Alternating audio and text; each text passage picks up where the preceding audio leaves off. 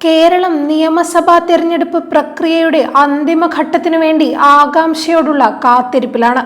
May 4 നടക്കുന്ന വോട്ടെണ്ണലിന് ഇനിയും 9 ദിവസം കൂടി കാത്തിരിക്കേണ്ടതുണ്ട്.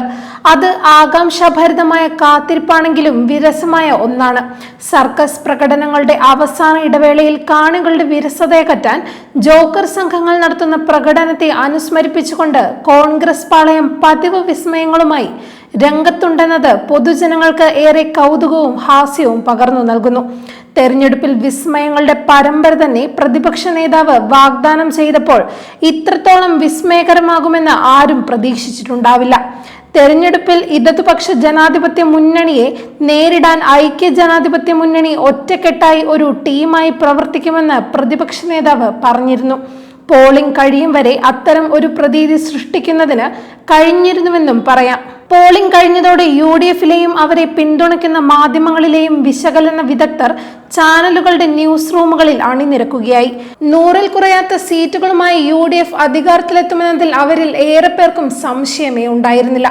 ചാനൽ ചർച്ചകളും വിശകലനങ്ങളും കൊടുമ്പിരി കൊണ്ടതോടെ പ്രതിപക്ഷ നേതാവടക്കം കോൺഗ്രസുകാരിൽ ആത്മവിശ്വാസം നിറഞ്ഞു തുളുമ്പുകയായി. വനവാസത്തെ പറ്റിയുള്ള പ്രതിപക്ഷ നേതാവിന്റെ പരാമർശം ആ ആത്മവിശ്വാസത്തെയാണ് പ്രസരിപ്പിച്ചത്. അപ്പോഴാണ് ഏറ്റവും സുപ്രധാനവും നിർണായകവുമായ വിഷയം കോൺഗ്രസിനെ അടിമുടി അസ്വസ്ഥമാക്കാൻ തുടങ്ങിയത്. പ്രശ്നം മറ്റൊന്നുമല്ല, ടീമിനെ ആര് നയിക്കുമെന്നതാണ് നിർണായക ചോദ്യം. 100-ലധികം സീറ്റുകളുമായി വിജയിക്കുമെന്ന് ന്യൂസ് റൂം ചർച്ചകൾ ഉറപ്പിച്ച നിലയ്ക്ക് വോട്ടെണ്ണും വരെ കാത്തു നിൽക്കേണ്ടതില്ല. ടീം ലീഡറെ നിശ്ചയിക്കുകയാണ് ഉടൻ വേണ്ടത്. അതിനുവേണ്ടി ചേരിതിരിഞ്ഞുള്ള ടീം വർക്കാണ് ഈ തെരഞ്ഞെടുപ്പ് ഇടവേളയെ വിസ്മയിപ്പിക്കുന്നത്.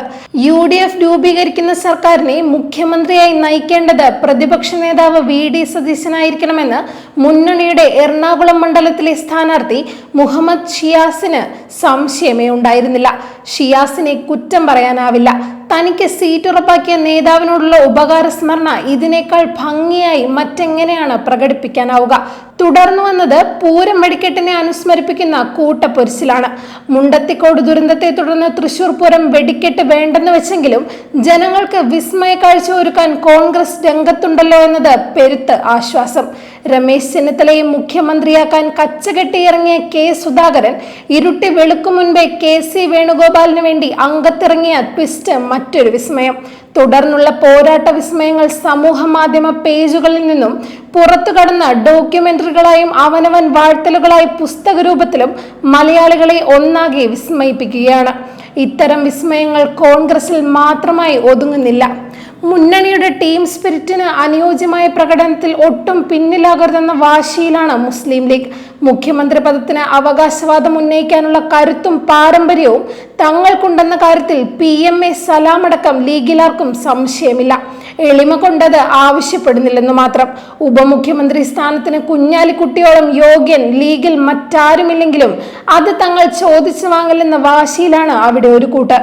ആഭ്യന്തരം, വിദ്യാഭ്യാസം എന്നിവയടക്കം 6 മന്ത്രിമാരും ഡെപ്യൂട്ടി സ്പീക്കറും ചീഫ് വിപ്പും തങ്ങൾ തന്നെ ആകണമെന്ന വാശിയുണ്ടെങ്കിലും കോൺഗ്രസിനെ പോലെ വിസ്മയ കാഴ്ചകൾക്കൊന്നും തൽക്കാലം മുതിരുന്നില്ല എന്നേ ഉള്ളൂ. KPCC പ്രസിഡന്റും ഹൈക്കമാൻഡുമൊക്കെ നിരോധനാജ്ഞ പുറപ്പെടുവിച്ചിട്ടുണ്ടെങ്കിലും വിസ്മയ കാഴ്ചകൾക്ക് ശമനമേതുമില്ല. മാത്രമല്ല, അവ പെയ്ഡ് PR വർക്കാണെന്ന ആരോപണം അകത്തളത്തിൽ നിന്നും ഉയരുന്നുണ്ട്. കോൺഗ്രസ് രാഷ്ട്രീയത്തെ ഗ്രസിച്ചിരിക്കുന്ന ജീർണതയും അധികാരാർത്ഥിയുമാണ് മുഖ്യമന്ത്രി പദത്തിനു വേണ്ടിയുള്ള ആ പാർട്ടിയുടെ പോര് തുറന്നു കാട്ടിയത്. നിയമസഭാ തെരഞ്ഞെടുപ്പിൽ സമ്മതിദായകർ രേഖപ്പെടുത്തിയ വോട്ട് എണ്ണാനിരിക്കുന്നതേ ഉള്ളൂ. നാളിതുവരെ പുറത്തുവന്ന പഠനങ്ങളും നിരീക്ഷണങ്ങളും ഇടതുപക്ഷ ജനാധിപത്യ മുന്നണിക്ക് അനുകൂലമാണ്. LDF സർക്കാരിനെ നിരന്തരം കടന്നാക്രമിച്ചു പോന്ന ചാനലുകളും അതിലെ അന്ത്യചർച്ചകളിലെ സ്ഥിരം കഥാപാത്രങ്ങളും പടച്ചുണ്ടാക്കിയ ആഖ്യാനമാണ് UDF അധികാരത്തിലേക്ക് എന്നത്. അടിസ്ഥാനരഹിതമായ ആ ആഖ്യാനമാണ് ഈ തെരഞ്ഞെടുപ്പ് ഇടവേളയിലെ വിസ്മയ കാഴ്ചകൾ. ഇത് UDF ഭരണത്തെപ്പറ്റി ഏതെങ്കിലും വ്യാമോഹം വച്ചു പുലർത്തിയിരുന്നവരുടെ കണ്ണു തുറപ്പിക്കാൻ മതിയായ വിസ്മയ കാഴ്ചകൾ തന്നെ. അന്ത്യചർച്ചകളിൽ ന്യൂസ് റൂം കൈയടക്കിയിരുന്ന പലരും ഇപ്പോൾ യാഥാർത്ഥ്യം തിരിച്ചറിഞ്ഞു തുടങ്ങിയിരിക്കുന്നു എന്ന് ഇപ്പോഴത്തെ വിസ്മയ കാഴ്ചകളോടുള്ള അവരുടെ പ്രതികരണം സൂചിപ്പിക്കുന്നു. കോൺഗ്രസിന്റെയും UDF-ന്റെയും ടീം വർക്ക് അനുസ്മരിപ്പിക്കുന്നത് മലയാളം പഴഞ്ചൊല്ലുകളിലുള്ള ഒരു കുഴലിനെയാണ്. ദീർഘനാൾ കുഴലിൽ സൂക്ഷിച്ച വാൽ കുഴലിനൂരിയപ്പോഴും വളഞ്ഞു തന്നെയിരുന്നു. കോൺഗ്രസ് എന്ന വാൽ എത്ര കാലം കുഴലിൽ സൂക്ഷിച്ചാലും വളഞ്ഞു തന്നെയിരിക്കുമെന്ന് ഗുണപാഠം.